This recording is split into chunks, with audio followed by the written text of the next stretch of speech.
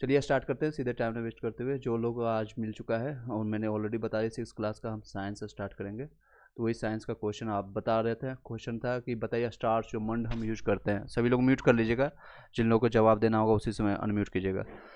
मंड जो यूज करते हैं उसमें हम आयोडीन तनुल घोल का यूज करते हैं। उसमें रंग कैसा दिखता है, लाल, पीला, हरा, नीला या काला।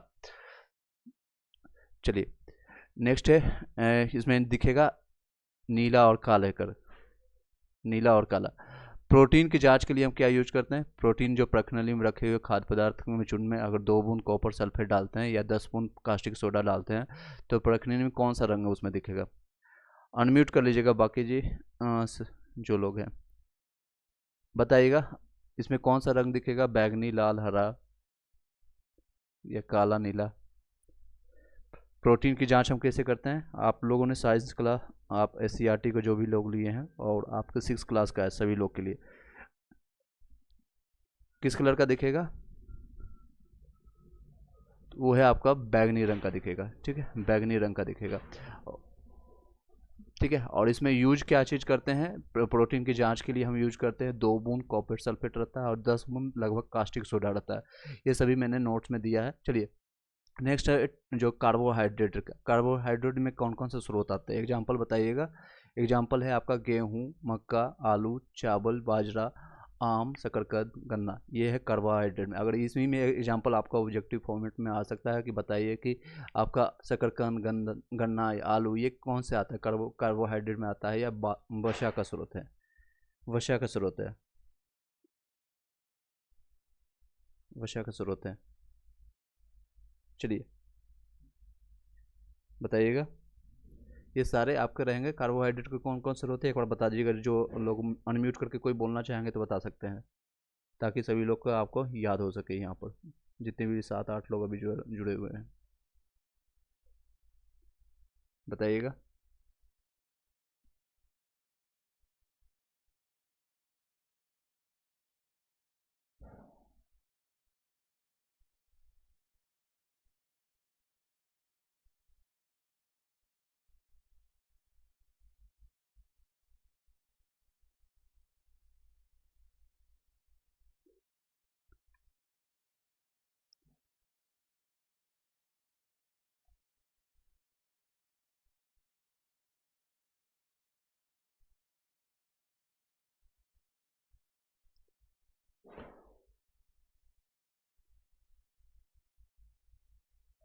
आप बताइए।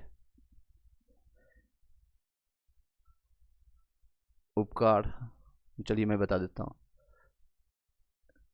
ओके, विटामिन बी जो हमें प्राप्त होता है गेहूं और चावल से मिलता है, गेहूं और चावल से। ठीक है, विटामिन सी सभी लोग को याद होगा, विटामिन सी का आप बता दीजिए।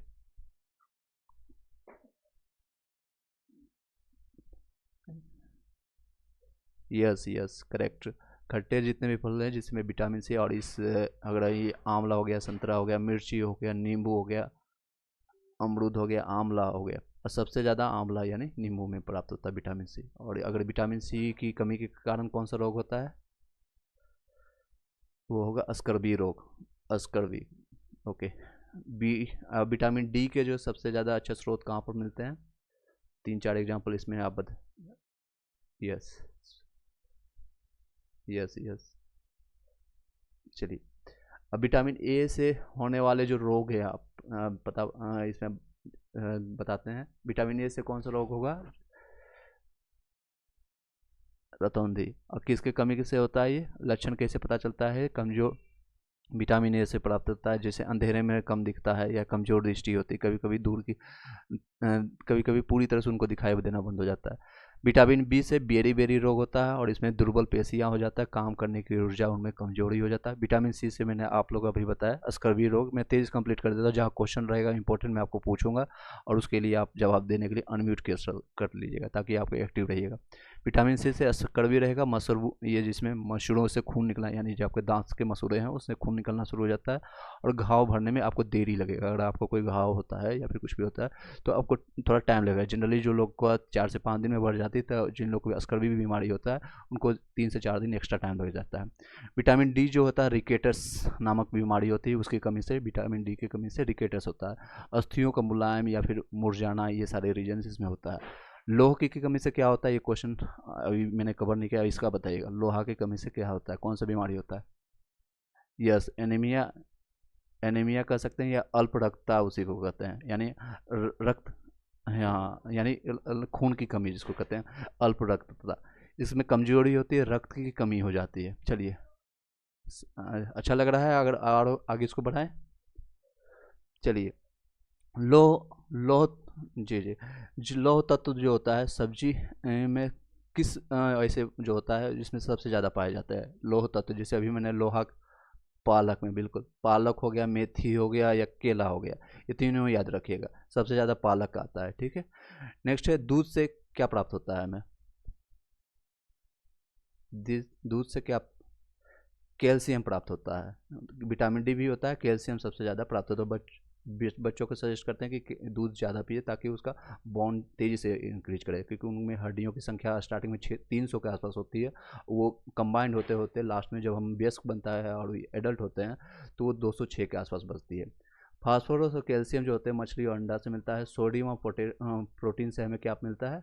सोडियम और प्रोटीन से कहाँ से मिलता है? सोडियम और प्रोटीन नमक से मिलता है।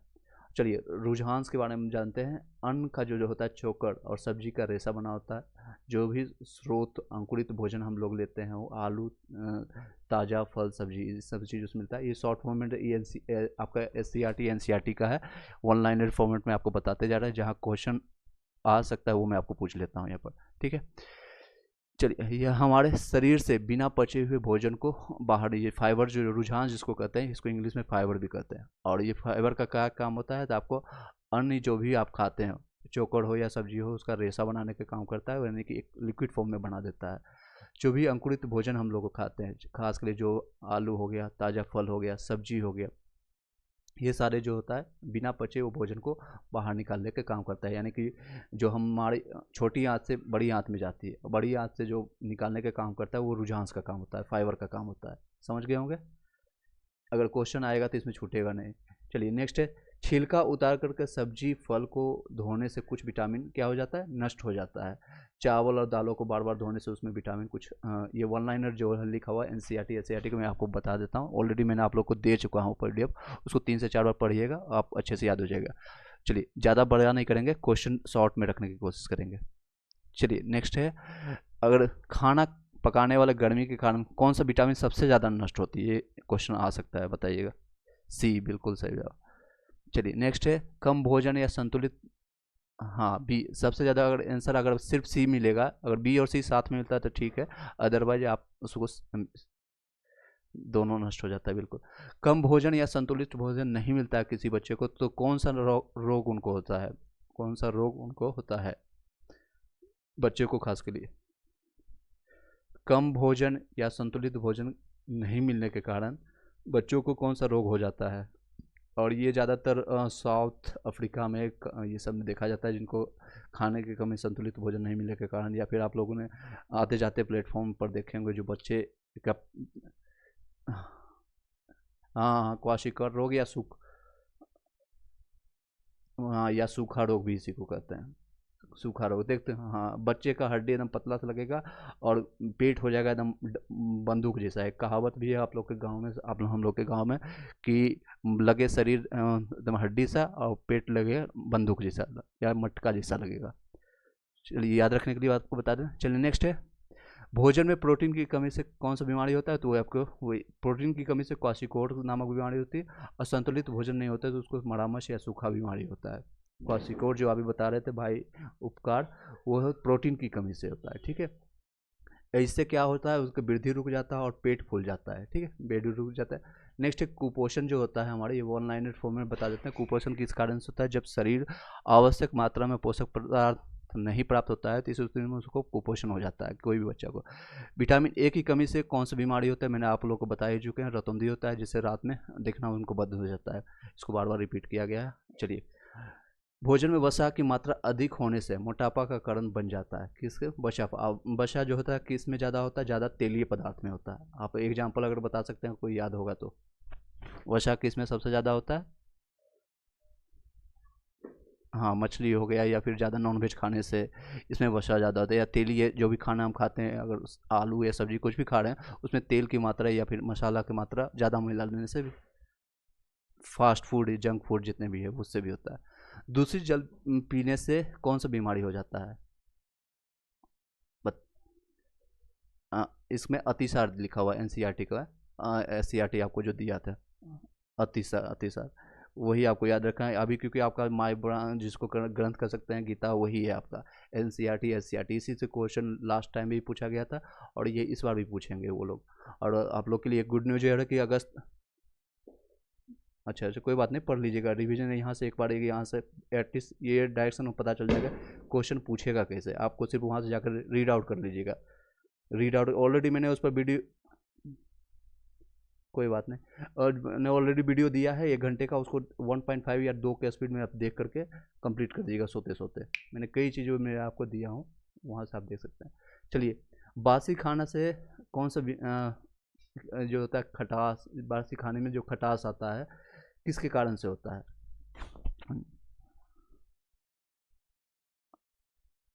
इसमें खमीर किनवन जी दिया हुआ है, जिसको खमीर खमीर लिखा हुआ है।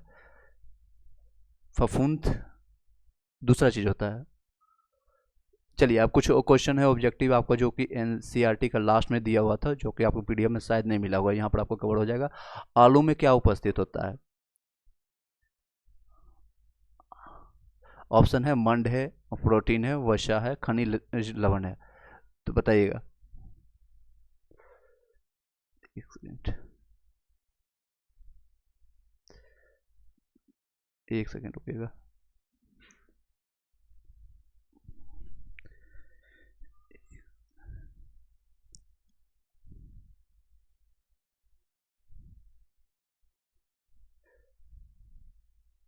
चलिए, आलू में उपस्थित में आपका जो रहता है वो मंड रहता है। मैंने आपको मंड का परीक्षण भी बताया, और मंड परीक्षण के बाद आयोडीन की जो निकालते हैं आलू में, उसका परीक्षण उसमें लाल और सॉरी काला और नीला रंग उसमें निकलता है, ठीक है। घेंघा की कमी से किसके रोग होता है? इसमें ऑब्जेक्टिव फॉर्मेट में दिया हुआ एनसीईआरटी का है कवरेज। आयोडीन की कमी से, यस। रुझांस के मुख्य स्रोत कौन है, यानी कि फाइबर? जी हाँ,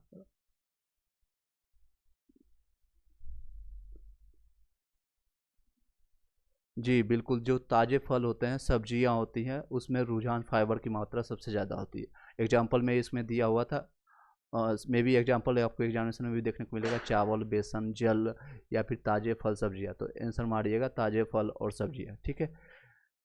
चलिए, नेक्स्ट है, अभी मैंने पूछा उसी से ऑब्जेक्टिव फॉर्मेट में ऑप्शंस ऑप्शंस के साथ पूछ रहा हूँ। भोजन में मंड के परीक्षण के साथ टिक्चर आयोडीन के हल्के घोल की बूंदे मिलाने पर उस पर खाद्य पदार्थ का रंग कैसा हो जाता है? ऑप्शन है नीला, काला, नीला और काला, या इनमें से एक से अधिक, या नन ऑफ दीज।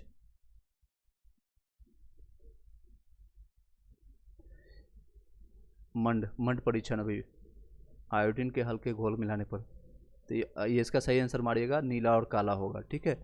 नीला और काला बिल्कुल सही जवाब। चलिए, ऊर्जा देने वाले पोषक तत्व कौन सा है? तो वसा, कार्बोहाइड्रेट, वसा एवं कार्बोहाइड्रेट, या इनमें से कोई नहीं। ये सही जवाब होगा, वसा और कार्बोहाइड्रेट दोनों दिया हुआ है एनसीईआरटी का बुक में, ठीक है। वसा और कार्बोहाइड्रेट दोनों है, और ये वसा साथ में नहीं रहेगा तो सिर्फ कार्बोहाइड्रेट आपको लगाना है, ठीक है। चलिए, एक बार फिर से इसको हम 1 लाइनेड फॉर्म में बताया था, अब इसका दिया हुआ है मिलान करने का। विटामिन ए का से कौन सा रोग होता है? मैं 2-3 बार रिवीजन यहीं पर हो जाएगा आपका। विटामिन ए की कमी से कौन सा रोग? रिकेट, सॉरी हाँ, रतौंधी, दृष्टिहीनता एक। विटामिन बी की कमी से बेरी बेरी। विटामिन सी की कमी से कौन सा बीमारी हो? विटामिन अस्कर्वी, सी से अस्कर्वी, सौ से अस्कर्वी याद रखिएगा। विटामिन डी से आपका रहेगा रिकेटस, रिकेट्स। आयोडीन की कमी से घेंघा रोग, अभी मैंने बताया। चलिए, नेक्स्ट है, केवल चावल खाने से हम अपने शरीर के पोषक आवश्यकता को पूरा कर सकते हैं या नहीं कर सकते हैं? अगर कोई बोलता है सिर्फ खास के लिए बिहार में कि हम चावल ही ज़्यादा खा लेते हैं, चावल दाल, या फिर जो बैचलर लाइफ जिए होंगे जो मैंने भी जिया है, तो कम टाइम में 10-15 मिनट में जल्दी बन जाता है और बस फटाफट, लेकिन इसमें शरीर को पोषक तत्व नहीं मिलता है। संतुलित आहार जो खा करके अभावगन रोग जो होता है रोकथाम की जा सकती है। चलिए नेक्स्ट है, आप टॉपिक है अध्याय नंबर 3 है, क्लास 6 का ही है और उसका नाम है तंतु से वस्त्र तक। आप लोगों ने पढ़ा है, नहीं पढ़ा है आप बाद में पढ़ लीजिएगा, तेजी से पढ़ लीजिएगा। पेड़ पौधे जो वर्ल्ड होता है हमारा प्राइमरी सोर्स होता है, जहाँ से हमको सबसे पहले एनर्जी मिलता है, यानी कि जो हमें भोजन मिलता है या फिर ऑक्सीजन मिलता है या फिर कई जगह हमें जल की प्राप्ति जो होती है शुद्ध जल, तो वही उसको मिलता है। फिर तंतु को, तंतु से धागा बनता है, धागा से फिर कपड़ा हम लोग को प्राप्त होता है। धागा को जो पतली लड़ी होती है और पतली लड़ी से जो बनती है उसे ही तंतु कहते हैं। तंतु अगर पूछेगा तो किससे बनेगा, तो पहले पेड़ पौधे उसका ही, उसके बाद उसका तंतु बनेगा, तंतु से धागा बनेगा, धागा से फिर कपड़ा बनेगा। और धागा को जो पतली लड़ी होता है वही पतली लड़ी जो हमारी बनती है उसे तंतु कहते हैं। प्राकृतिक तंतु कुछ जैसे, मैं 1 लाइनर फॉर्म में सिर्फ सुन लीजिएगा, उसके बाद क्वेश्चन हम इसी से पूछेंगे। आपका थ्योरी कंप्लीट हो जाएगा 5-10 मिनट में, फिर क्वेश्चन आपसे पूछेंगे, ठीक है। सुनते जाएगा, अभी म्यूट कर लीजिएगा सभी लोग जितने लोग हैं।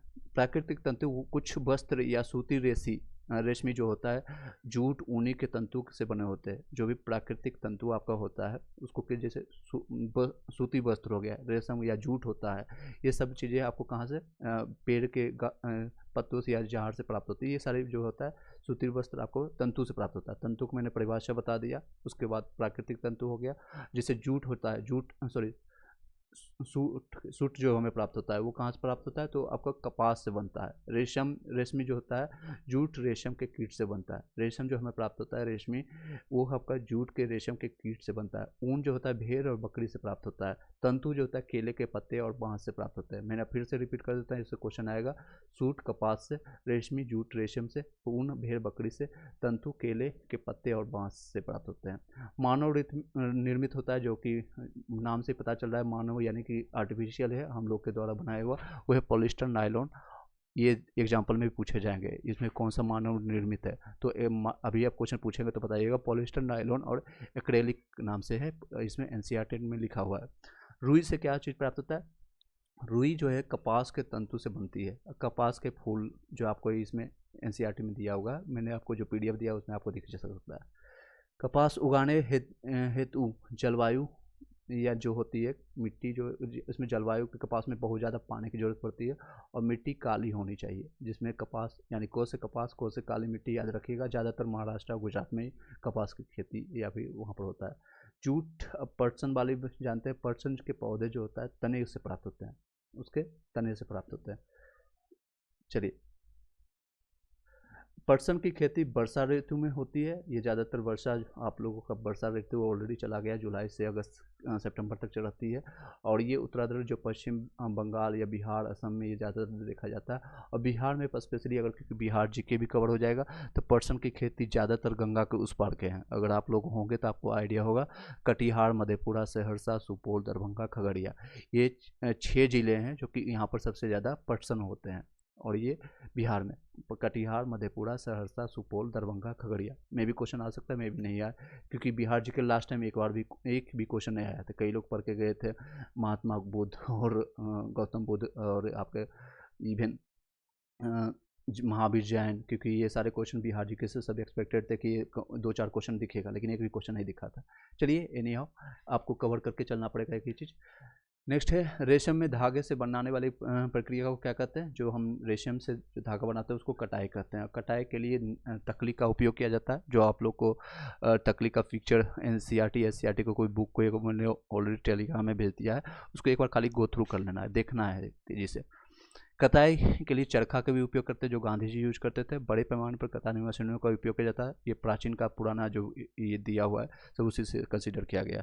बुनाई किसको कहते हैं, जिस प्रकार से चटाई की बुनाई होती है उसी प्रकार के धागों से हथकरघा के माध्यम से हाथ से बनाया हो, मतलब होता है एक वस्त्र बनाया जाता है, उसी को बुनाई कहते हैं। यानी जो हम लोग स्वेटर जिस तरह से बुनते होंगे या आप लोगों ने देखा होगा, उसी को सिंपल उसी भाषा में याद रखिएगा।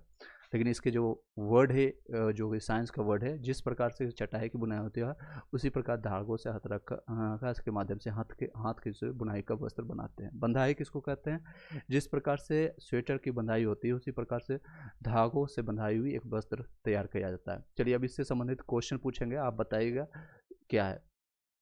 मानव निर्मित कौन कौन सा है, ऑप्शन बता रहे हैं, नायलॉन, ऊन, रेशम, पॉलिस्टर, पटसन, बताइएगा। पॉलिस्टर और नायलॉन सही जवाब। चलिए समझ आ रहे हो क्या? बाकी ये सारे प्राकृतिक हैं, ऊन, रुई जी बताया, रेशम हो गया, पटसन हो गया, ये सारे क्या है? प्राकृतिक है। चलिए नेक्स्ट क्वेश्चन है, तंतुओं से धागा बनता है, तंतुओं से धागा बनता है या नहीं बनता है? बनता है, ठीक है, बनता है। कताई वस्त्र इस्तेमाल के लिए एक प्रक्रिया है या नहीं? मैंने अभी बताया ये कताई एक प्रक्रिया है। और नेक्स्ट है कि वन लाइनर फॉर्मेट में आपका क्वेश्चन है, जूट जो होता है नारियल का बाहरी आवरण से बनता है या नहीं बनता है? जूट नहीं बनता है। अभी मैंने बताया था जूट ऊपर में ये आपको कि आपके हाँ।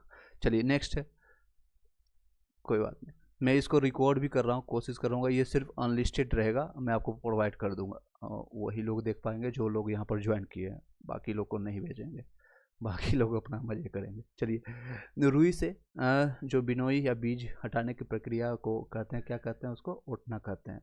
रुई जो, चलिए हाँ, ओटना, ओटना, हाँ। धागों से बुनाई से वस्त्र का एक टुकड़ा बनता है या नहीं बनता है? बिल्कुल बनता है। रेशम तंतु किसी पादप से तने प्राप्त होते हैं? नहीं प्राप्त होता है। चलिए पॉलिस्टर एक प्राकृतिक तंतु है या नहीं है बताइएगा। ये मानव निर्मित है, प्राकृतिक नहीं है, ये मानव निर्मित है। चलिए एक इसमें रिक्त स्थानों की पूर्ति वाला दिया हुआ है, इसमें दो क्वेश्चन है। तो खाली जगह और खाली जगह से पादप तंतु प्राप्त किए जाते हैं, तो क्या प्राप्त होते हैं? पादप तंतु। कपास जो होता है हमारा और जूट, कपास और जूट से हमें, हाँ, इन दोनों से पादप तंतु प्राप्त किए जाते हैं। चलिए नेक्स्ट है आपका, खाली जगह से जंतु से मिलने वाले तंतु होते हैं रेशम और ऊन जो है हमारे जंतु जी। चलिए नेक्स्ट है आपका ऑब्जेक्टिव, कुछ क्वेश्चन पूछ लेते हैं, इसमें दिया हुआ एनसीईआरटी का, और एनसीईआरटी में वैसे वस्त्र जो तंतु जो पौधों और जंतुओं से प्राप्त होते हैं वो क्या कहलाते हैं? ऑप्शन है प्राकृतिक तंतु, मानव निर्मित तंतु, या प्राकृतिक एवं मानव निर्मित। बिल्कुल सही जवाब, प्राकृतिक से मानव निर्मित तंतु। इससे पता चल रहा है आप लोग सही से सुन रहे हैं एटलीस्ट। चलिए अगर इससे क्वेश्चन आएगा तो आपको छूटेगा नहीं। नेक्स्ट क्वेश्चन है, मानव निर्मित तंतु कौन सा है, पॉलिस्टर या नायलॉन? दोनों, दोनों है, दोनों, अभी मैंने बताया दोनों। बिहार में जिन जिलों में जूट अधिक पाया जाता है? ऑप्शन है कटिहार, मधेपुरा, सहरसा, या उपयुक्त में सभी। हाँ, मैंने 6 जिला का नाम दिया है, इसमें हालांकि 3 ही जिला दिया है। 6 जिला अगर याद है तो बता सकते हैं, बता सकते हैं। गंगा के उस पार जितने भी जिले हैं, जितने सभी नहीं बल्कि 6 जिला है वो मैंने आपको बताया था अभी। कटिहार हो गया, मधेपुरा, सहरसा और सुपौल, दरभंगा, खगड़िया। फिर से बता देता हूँ, कटिहार, मधेपुरा, सहरसा, सुपौल, दरभंगा, खगड़िया। आप मैप भी याद कीजिएगा, बिहार का एक बार गूगल में सर्च करके मैप भी कंप्लीट करने के बाद एक बार देख लीजिएगा ताकि आपके दिमाग में छपा रहे, क्योंकि अभी देखेंगे कई लोग सिलेक्शन होने के बाद भी उन लोग को मजाक बनाया जा रहा है, उन लोग को चौहद्दी नहीं पता है, उन लोग को ये भी नहीं पता है कि बिहार में कितने ज़िले हैं। चलिए नेक्स्ट है, रेशों से धागे बनाने की प्रक्रिया क्या कहलाती है? कताई है, बुनाई है, या फिर आपका रंगाई है? कताई कलर, यस। धागे से वस्त्र बनाने की विधिया क्या कहलाती है? बुनाई या आपका बंधाई, या फिर बुनाई और बंधाई? इसमें बुनाई और बंधाई दोनों, धागे से जो वस्त्र बनता है बुनाई और बंधाई दोनों होता है, क्योंकि बांध कई बार उसमें गांठपन जरूरी होता है, तो बंधाई भी हो गया, बुनते भी हैं साथ साथ और बांधते भी हैं। चलिए रुई और जूट जो पटसन पादप किन भागों से प्राप्त होता है? फूल से, तना से, जड़ से? फूल से प्राप्त होता है, बिल्कुल, रुई जो है फूल से प्राप्त होता है। नारियल तंतु से बनने वाले दो वस्तुओं के नाम कौन कौन से हैं?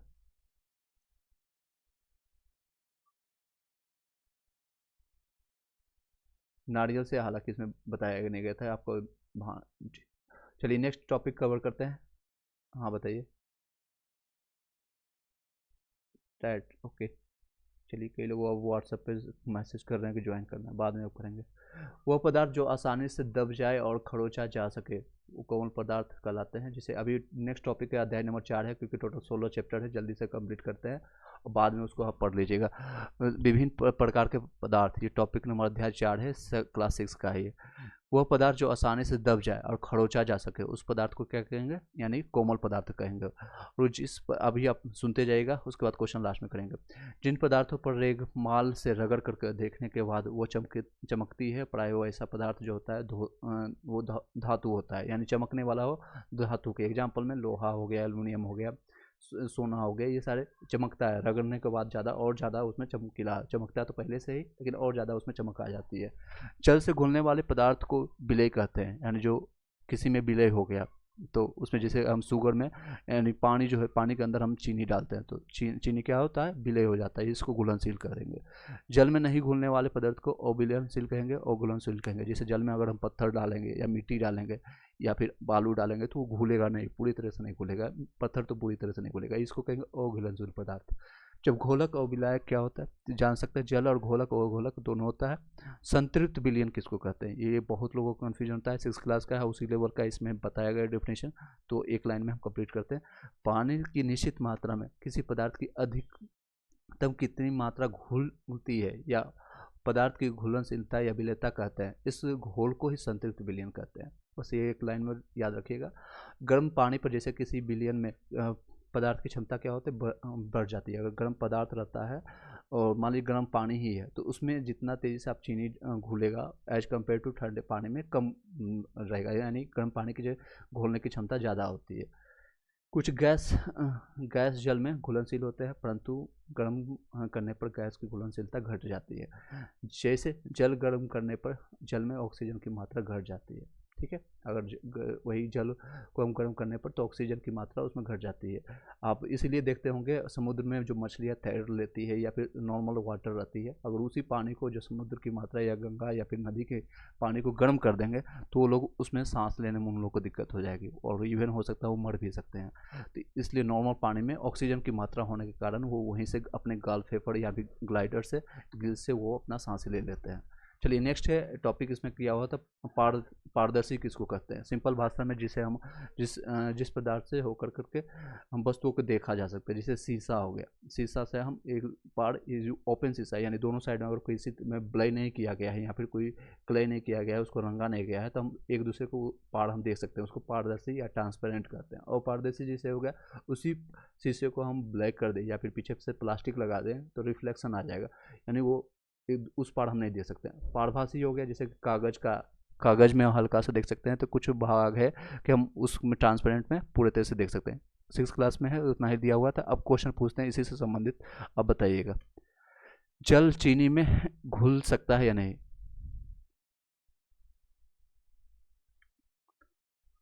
हाँ, इसको जल पानी में घुलने के कारण इसको घुलनशील।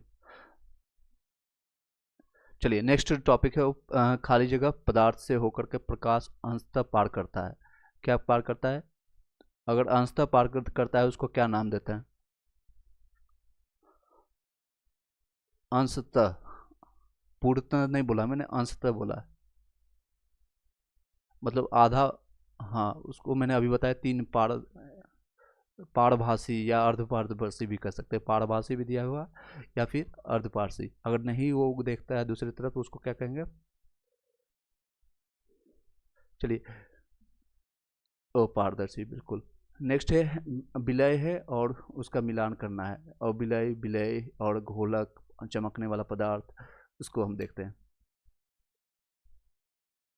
जिसे कि एग्जाम्पल में है नमक और चीनी, ये विलय है या अविलय है बताइएगा।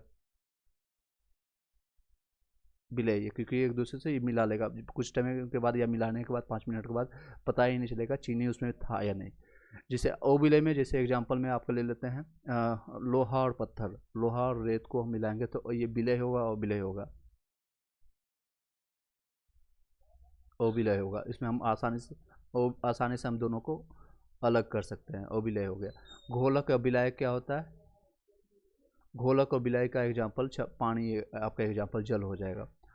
अब नेक्स्ट है जो पदार्थ चमकता है उसे क्या कहते हैं, वो प्रायः कौन सा होता है, धातु होता है और धातु होता है, हालांकि इसमें ज़्यादा 6 क्लास का में बताया नहीं गया है, धातु याद रखिएगा बस। जल में विलयनशील जो होते हैं उसको ऑक्सीजन, विलीन गैस होता है वो ऑक्सीजन है, आपका ये एग्जाम्पल दिया हुआ है। चलिए 4 चैप्टर तक है, बाकी हम कल कंटिन्यू करेंगे। और मैंने आपको NCERT का दिया था, आपको PDF भी सेंड किया था, उसी का हम कंटिन्यू करते हैं। विविध का सभी लोग को थोड़ा सा इंटरेस्ट भी रहेगा, जो लोग पढ़ चुके हैं, ठीक है। अदरवाइज इसको हम कल आप लोग को जो भी देंगे, हाँ इससे आगे ही रहेगा, क्योंकि बार बार उसी चीज़ को आपको ज़्यादा मेहनत करना पड़ेगा। 6 का मैंने आपको 5, अभी 6 क्लास का मैंने 4 अध्याय कंप्लीट किया, टोटल 16 चैप्टर है, तो 12 चैप्टर कल करेंगे। और ये मैं आपको पेज नंबर मैंने भेजा था, 275 पेज है, अलग नई बुक है, पुरानी बुक में आप अपना देख लीजिएगा। विविध का है, पहला है वो बता सकते हैं, कि आप सभी लोग म्यूट हटा दीजिएगा, आप जितने भी क्वेश्चन पूछेंगे सभी लोग से। भारत की प्रथम महिला राष्ट्रपति,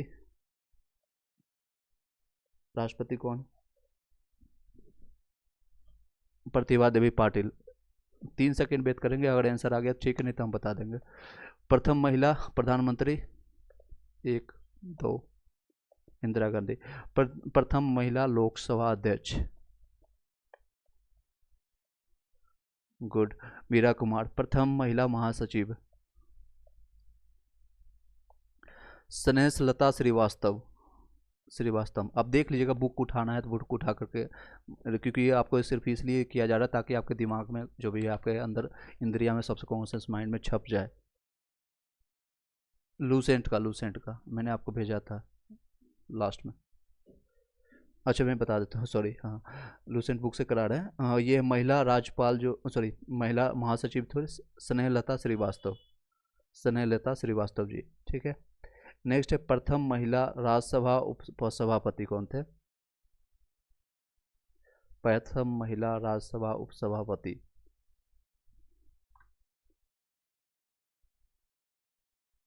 प्रथम महिला उपसभा राष्ट्रपति बता देते हैं, कोई बात नहीं। चलिए, प्रथम महिला उपसभा राष्ट्रपति जो थे आपके वायलेट अल्वा, उपसभापति जो थे वायलेट अल्वा।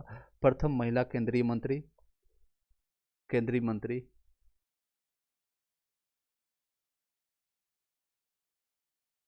ओके कोई बात नहीं, हाँ कोई दिक्कत, 1 सेकेंड, हाँ मैं बता देता हूँ। इसका आंसर इस तरह से है, प्रथम महिला केंद्रीय मंत्री राजकुमारी अमृत कौर, उसका प्रथम महिला सांसद है सांसद राधा बाई सुब्रमण्यम। अगर 3 सेकंड वेट करेंगे। महिला राज्यपाल, प्रथम महिला राज्यपाल यूपी के रहने वाली थी वो सरोजिनी नायडू, बिल्कुल सही, सरोजिनी नायडू। महिला अध्यक्ष, प्रथम महिला अध्यक्ष रोज मिलियम बैथ्यू, रोज मिलियम बैथ्यू। महिला शासिका, सभी लोग को पता होगा, महिला शासिक रजिया सुल्तान। नेक्स्ट है महिला आईएएस, आईपीएस तो पता ही होगा, आईएएस नहीं, आईपीएस नहीं पूछा, आईएएस पूछा, आईएएस अब बताइए। आईपीएस तो किरण बेदी सभी लोग को पता है, ये नहीं पूछेंगे। चलिए आईएएस जो है पहले, आईएएस अन्ना जॉर्ज, अन्ना जॉर्ज। महिला मुख्यमंत्री बताइएगा, सुचित्रा कृपलानी। और नेक्स्ट है महिला कांग्रेस अध्यक्ष, ये क्वेश्चन आएगा, मॉडर्न हिस्ट्री का है। प्रथम महिला, नहीं नहीं, महिला कांग्रेस अध्यक्ष जो डॉक्टर एनी बेसेंट, हाँ उसको स्वीडन के रहने, हाँ स्वीडन के रहने वाले थे, भारत की निवासी फिर बाद में वो बन गई, उनको भारत पसंद आ गया। सुप्रीम कोर्ट की प्रथम महिला न्यायाधीश कौन थी? मीरा साहिब फातिमा बीवी, फातिमा बीवी। उच्च न्यायालय की प्रथम महिला मुख्य न्यायाधीश बताइएगा। यस, लीला सेठ, हिमाचल प्रदेश की। देश की प्रथम महिला सत्र न्यायाधीश, अन्ना चांडी, केरल की रहने वाली थी अन्ना चांडी, और रिसेंटली इधर बनी है वो। अशोक चक्र पाने वाली प्रथम महिला कौन थी? अशोक चक्र नीरजा भानोट, अशोक चक्र नीरजा भानोट। संयुक्त राष्ट्र सभा राष्ट्र संघ की प्रथम महिला भारतीय राजदूत रही है वो कौन है? पंडित जी है, पंडित जी बताइए। विजय लक्ष्मी पंडित, हाँ विजय लक्ष्मी पंडित। नेक्स्ट है इंग्लिश चैनल पार करने वाला प्रथम भारतीय महिला कौन रही है? बिल्कुल सही जवाब, आरती साहा। नोबेल पुरस्कार प्राप्त करने वाली? Mother Teresa. एवरेस्ट पर पहुंचने वाली प्रथम महिला? ये बहुत बार आता है एसएससी में क्वेश्चन, बताइएगा। बिल्कुल सही जवाब, बचेंद्री पाल। मिस वर्ल्ड बनने वाली प्रथम महिला, मिस कुमारी रीता फाड़िया, सुष्मिता सेन नहीं है, ये मिस वर्ल्ड है, वो मिस यूनिवर्स थी। ठीक है, चलिए वो भी क्वेश्चन आपने कवर कर दिया, मिस यूनिवर्स रहने वाली। चलिए नेक्स्ट है, एवरेस्ट पर लगातार 2 बार चढ़ने वाली प्रथम महिला, संतोष यादव, बिल्कुल सही जवाब। नेक्स्ट है, मिस यूनिवर्स बनने वाली, अब ये तो कवर ही कर चुका है आपने, मिस यूनिवर्स बनने वाले कौन है, सुष्मिता सेन। भारत रत्न, भारत से रत्न से सम्मानित प्रथम महिला, आपके पंडित जी की बेटी है, जवाहरलाल नेहरू की बेटी, विजय लक्ष्मी पंडित है, जवाहरलाल नेहरू की बेटी इंदिरा गांधी। ओके, इंदिरा गांधी, भारत रत्न सबसे पहले कोई महिला को मिला है वो इंदिरा गांधी। ज्ञानपीठ पुरस्कार पाने वाला प्रथम महिला कौन है,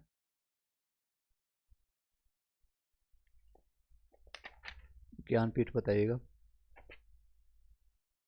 मैं बता देता हूँ, कोई बात नहीं। वो है आशापूर्णा देवी, आशापूर्णा देवी। अर्जुन पुरस्कार पाने वाले एन एंडरसन है, 1961 में मिला है। ओलंपिक में कोई पदक पाने वाले प्रथम महिला जो है ये कर्नल महेश्वरी। मैं आपको आंसर बताते जाऊँ या फिर आप क्वेश्चन आंसर बताइएगा, कि कई लोग जवाब नहीं दे पा रहे हैं। मैं आपको ऑनलाइन प्लेटफॉर्म में बता दूँ तेजी से, बताइए, मैं भी बता देता हूँ, कोई बात नहीं।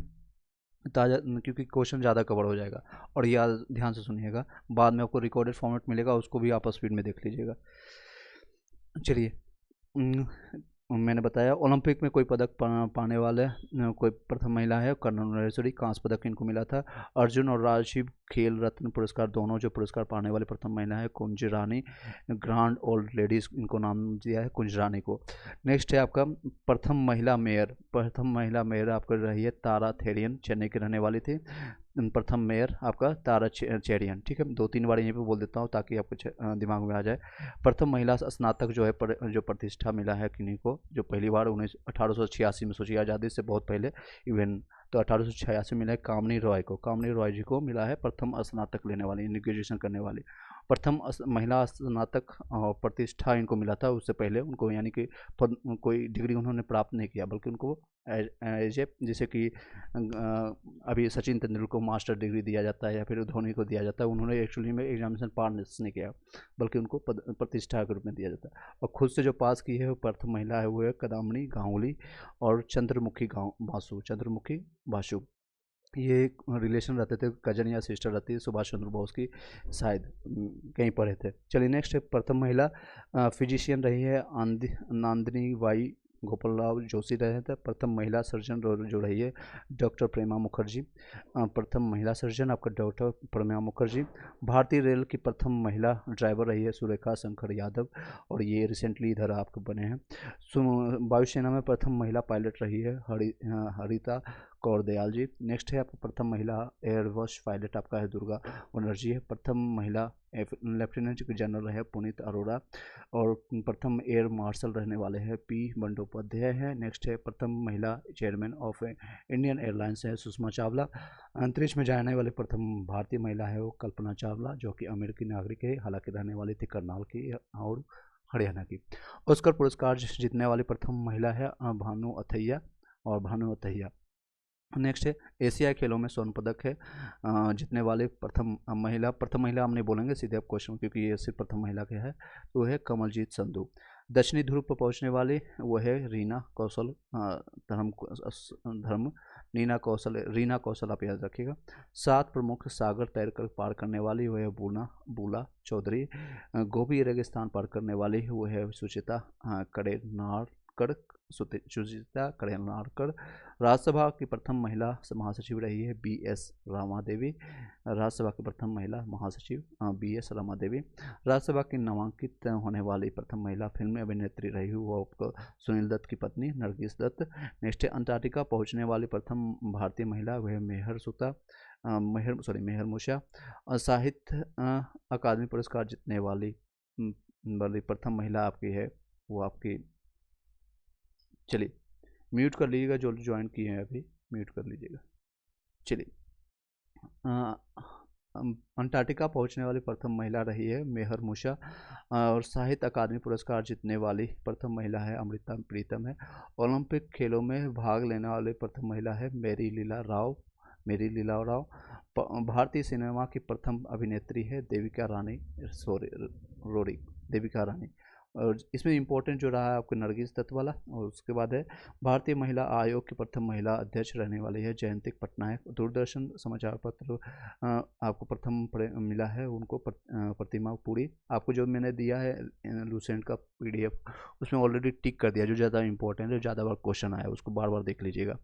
चलिए नेक्स्ट है ओलंपिक लेडी बैडमिंटन में महिला में रजत पदक और किन्हीं को मिला है, वो प्रथम महिला PV सिंधु को। ओलंपिक बैडमिंटन महिला में कांस्य पदक जीतने वाली है साइना नेहवाल। ओलंपिक महिला कुश्ती में कांस्य पदक जीतने वाली प्रथम महिला है साक्षी मलिक को 2016 में रियो ओलंपिक में मिला है ओलंपिक कुश्ती में। ओलंपिक में मुक्केबाजी में अगर किसी को मिला है तो वह मेरी कॉम को 2012 में लंदन ओलंपिक में। प्रथम महिला विदेश सचिव कोई रहा है तो चोकिला अय्यर को। क्रिकेट में दोहरा शतक बनाने वाले प्रथम महिला को है तो मिथाली राज। ओलंपिक की जिम्नास्टिक प्रतिस्पर्धा के लिए क्वालिफाई करने वाली प्रथम महिला है वो दीपा कर्माकर। अंतर्राष्ट्रीय ओलंपिक समिति के अध्यक्ष बनने वाली प्रथम महिला है आपका नीता अंबानी। ये अंतर्राष्ट्रीय ओलंपिक में आपको सदस्य बनने वाली, पैसे के कारण कुछ भी हो सकता है। चलिए नेक्स्ट है क्रिकेट में 100 विकेट लेने वाली प्रथम महिला कौन है तो डायना इडुलजी है। 100 विकेट लेने वाला डायना इडुलजी है। WTA टेनिस टूर्नामेंट जीतने वाली प्रथम महिला है सानिया मिर्जा। चलिए पाकिस्तान की बहू। नेक्स्ट है प्रथम पुरुष के बारे में जानेंगे। अगर इसमें आपको इसको भी हम कंटिन्यू कर दें इसी लाइन में या फिर आपको जवाब देना है, जवाब देने की इच्छुक है बताइएगा। नींद तो नहीं आ गई सभी लोग को? चलिए ठीक है, नींद नहीं आ रही है किसी को क्योंकि ये हिस्ट्री है जी, नींद नहीं आ रही है। चलिए ठीक है। भारत का प्रथम गवर्नर जनरल कौन है तो विलियम बेंटिक रहे हैं, विलियम बेंटिक और प्रथम गवर्नर जनरल। और अंतिम गवर्नर जनरल एवं प्रथम वायसराय रहे हैं लॉर्ड कैनिंग। और अंतिम वायसराय रहे हैं लॉर्ड माउंटबेटन। और इस पुरुष के हैं तो इसमें पुरुष को हम बताएंगे ना, सिर्फ आंसर बता रहे हैं, ठीक है।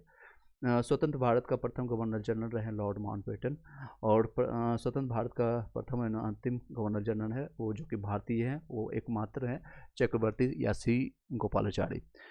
प्रथम राष्ट्रपति हैं डॉक्टर राजेंद्र प्रसाद। मुस्लिम राष्ट्रपति हैं डॉक्टर जाकिर हुसैन। प्रथम उपराष्ट्रपति सर्वपल्ली राधाकृष्णन। और प्रथम इन्हीं को मिला था 1954 में राष्ट्रपति। चलिए हाँ सॉरी भारत रत्न। प्रथम प्रधानमंत्री आपके रहने वाले हैं जवाहरलाल नेहरू जो कि सबसे ज़्यादा काल तक अभी भी रह चुके हैं वो 3 सत्रों में। चलिए नेक्स्ट उपराष्ट्रपति एवं गृह मंत्री रह चुके हैं सरदार वल्लभ भाई पटेल। और यूनिटी डे इन्हीं के नाम पर, इन्हीं को बर्थडे के रूप में 31 अक्टूबर को मनाते हैं जो कि अभी रिसेंटली गया है 31 अक्टूबर। और स्टैचू इनका सबसे बड़ा गुजरात में बना है 81 मीटर का है जो क्वेश्चन में SSC में भी पूछा गया था। शिक्षा मंत्री जो है अबुल कलाम आज़ाद। और ये सबसे ज़्यादा कांग्रेस के अध्यक्ष सबसे ज़्यादा समय तक रहने वाले हैं 1939 से लेकर 45 तक। ये मैं एक्स्ट्रा आपको अपने से बता रहा हूँ, बुक में नहीं लिखा हुआ है। केंद्रीय मंत्रिमंडल से इस्तीफा देने वाले प्रथम मंत्री हैं जो कि श्याम प्रसाद मुखर्जी रहे हैं। केंद्रीय मंत्री से पहली बार कोई अगर इस्तीफा दिया है वो है श्यामा प्रसाद मुखर्जी 1950 में। और प्रथम चीफ ऑफ एयर स्टाफ है एयर स्टाफ थॉमस एमर्सन। प्रथम वायु सेनाध्यक्ष है एयर मार्शल S मुखर्जी रहे। वायुसेना अध्यक्ष S मुखर्जी रहे, मुखर्जी जी। यानी कि ज़्यादातर ये बंगाली लोग तेज होते हैं तो इस तरह से आप याद रखिएगा। नौसेना अध्यक्ष रहेंगे वाइस एडमिरल RD कटारी रहे। वाइस RD कटारी जज ज़्यादातर हरियाणा में मिलते हैं तो ये नौसेना में तैरने वाले ज़्यादातर ये सेनाध्यक्ष रखेंगे। याद करने के लिए याद रखिए कटारी जी यानी हरियाणा वाले पानी में तैर रहे हैं, ठीक है। चलिए चीफ ऑफ आर्मी स्टाफ रहने वाले हैं ZM Rajendra Singh. Chief of army staff जो कि राजेंद्र सिंह। तो मूँछों पर ताव देने वाले जो कोई भी है, मान लीजिए पंजाबी है, सिंह लगा हुआ है तो वो आर्मी में ज़्यादातर पंजाबी की संख्या ज़्यादा होती है। चलिए नेक्स्ट है, इस तरह से याद रखिएगा। तीनों को मैं एक बार फिर से बता देता हूँ कि बहुत बार रिपीट होती है और लोग कंफ्यूज भी कर जाते हैं और यही 4-5 यही कोई ऑप्शन घुमा देता है। एयर स्टाफ कौन है तो थॉमस एमर्सन रहने वाले हैं। और वायुसेना अध्यक्ष कोई प्रथम भारत के रहने वाले प्रथम चीफ ऑफ एयर स्टाफ जो है air marshal sir Thomas air marshal रहे। भारत का प्रथम कोई वायु सेना अध्यक्ष है वो है air marshal S Mukherjee, Bengal के मान लीजिए हैं। मैं ऐसे में आपको याद रखने के लिए अपने एंड से थोड़ा सा इनपुट डाल देता हूँ। चलिए, भारत का प्रथम नौसेना सेनाध्यक्ष कौन है? Admiral vice admiral R.D. कटारी, ये हरियाणा वाले तैरने वाले।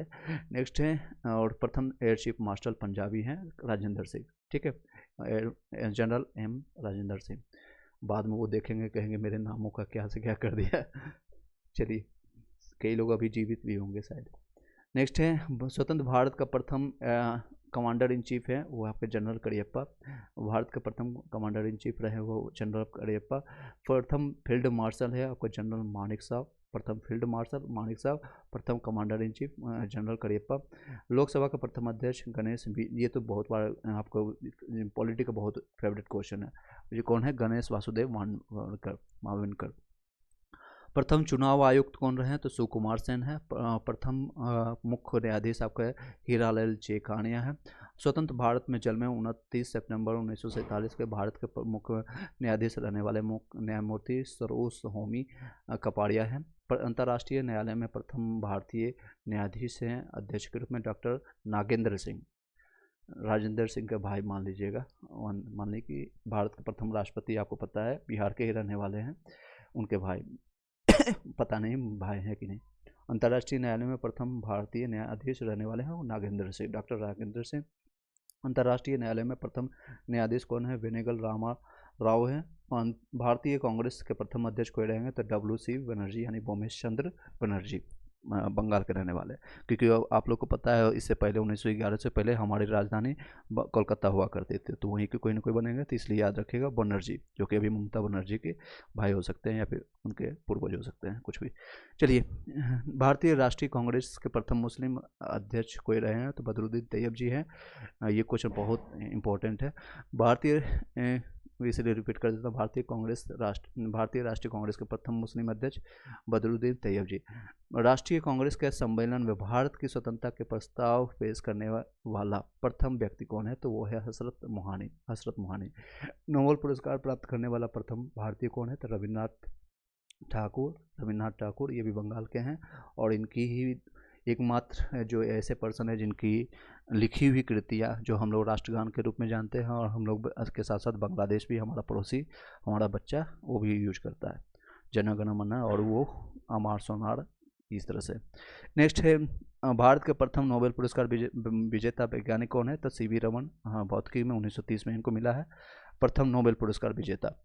चलिए, नेक्स्ट है मैग्सेसे अवार्ड पाने वाला प्रथम भारतीय कौन है? तो आचार्य विनोबा भावे। इसमें कई लोग कन्फ्यूजन कर जाते हैं, तो याद रखिएगा विनोबा भावे, केजरीवाल से कनेक्ट कीजिएगा कि इनको भी मिला है, विनोबा भावे अवार्ड मिला था, और अभी रिसेंटली इससे पहले मिला था रवीश कुमार को, जो कि पत्रकार है और न्यूज एंकर है, उनको भी मिला है मैग्सेसे अवार्ड। एक तरह से कह सकते हैं एशिया का ये नोबेल पुरस्कार है, एशिया का। चलिए, स्टालिन पुरस्कार प्राप्त करने वाला प्रथम भारतीय कौन है? सैफुद्दीन किचलू हैं। गोल्डन ग्लोब अवार्ड जीतने वाला प्रथम भारतीय हैं AR रहमान। और भारत रत्न प्राप्त करने वाला प्रथम भारतीय हैं डॉक्टर सर्वपल्ली राधाकृष्णन। मैंने ऑलरेडी इसको कवर कर चुके थे। भारत रत्न से सम्मानित प्रथम विदेशी नागरिक कौन है? तो खान अबुल गफार खान, अपना नल्ला पाकिस्तान का बेटा, यानी कि पाकिस्तान का रहने वाला खान अबुल गफार खान। ज्ञानपीठ पुरस्कार से सम्मानित प्रथम व्यक्ति है श्री शंकर कुरूप। ज्ञानपीठ किनको मिला है? तो श्री शंकर कुरूप, यानी महादेव के नाम ज्ञान सबसे ज़्यादा कहाँ मिलेगा? तो महादेव को, यानी शंकर कुरूप को। ठीक है, याद रखने के लिए मैं आपको थोड़ा सा इनपुट डाल देता हूँ। ICS में सफल होने वाला प्रथम भारतीय कौन है? तो सत्येंद्र नाथ टैगोर। ICS यानी कि जो अभी IAS का उसमें रहता था नाम ICS, इंडियन सिविल सर्विसेज जो है, तो सत्येंद्र नाथ टैगोर, ये रविन्द्रनाथ उसमें सुभाष चंद्र बोस के संबंधित कोई भाई या चचेरे भाई थे, या उन्हीं में से 6-7 भाई बोल थे। सबसे छोटे आप कह रहे थे सुभाष चंद्र बोस, तो उन्हीं से कोई थे शायद मैं कहीं पढ़ा है। या याद रखने के लिए आप कनेक्ट भी कर सकते हैं, टैगोर रविन्द्रनाथ टैगोर के भाई हैं। तो ICS में सफल होने वाले पहला कोई व्यक्ति है तो वो बंगाल के रहने वाले सत्येंद्रनाथ टैगोर हैं। अंतरिक्ष में पहुंचने वाला प्रथम व्यक्ति है तो राकेश शर्मा। इंग्लिश चैनल को पार करने वाला कौन है? तो मिहिर सेन। चलिए, एक में इनपुट नोट में दिया पंडित जवाहरलाल नेहरू में मंत्रिमंडल में श्यामा प्रसाद मुखर्जी कैबिनेट मिनिस्ट्री मंत्री थे जो 1951 में उन्होंने भारतीय जनसंघ की स्थापना की, जनसंघ संघ की स्थापना की। चलिए कैसा लग रहा है बताइएगा। कम समय में मैंने एक पेज ही कंप्लीट, अच्छा लग रहा है। चलिए और आगे बढ़ाएं इसको कि यहीं छोड़ दें। सोने गए ऑलमोस्ट 50 मिनट में। रोटी बना रहे थे। चलिए बढ़िया। रोटी के साथ कौन सा सब्जी है? सभी लोग का साइंस और मैथ है ना?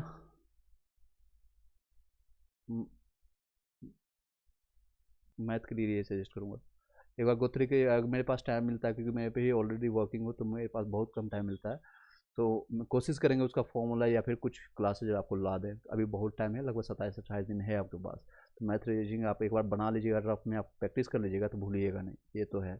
मैथ रीजनिंग का ये फ़ायदा है, अगर आप प्रैक्टिस करके नहीं जाएंगे तो शायद नहीं बनेगा, लेकिन एक बार आप बना लीजिएगा तो कोई आपको काटेगा भी नहीं। बाकी जीके जीएस साइंस। जी बताइए। जी 8 और 9 10 ये तीन में कोशिश कीजिएगा, 8 से स्टार्ट करके 9 10 तक आप लगा दीजिए। हो सकता है बहुत सारे ज्योमेट्री का और ट्रिगोमेट्री अलजेब्रा का क्वेश्चन वहाँ से डायरेक्ट पूछ देते हैं, और उसका सॉल्व एग्जाम्पल जो है ना वो जरूर लगाइएगा, उसी से क्वेश्चन डायरेक्ट पूछ देते हैं ये लोग।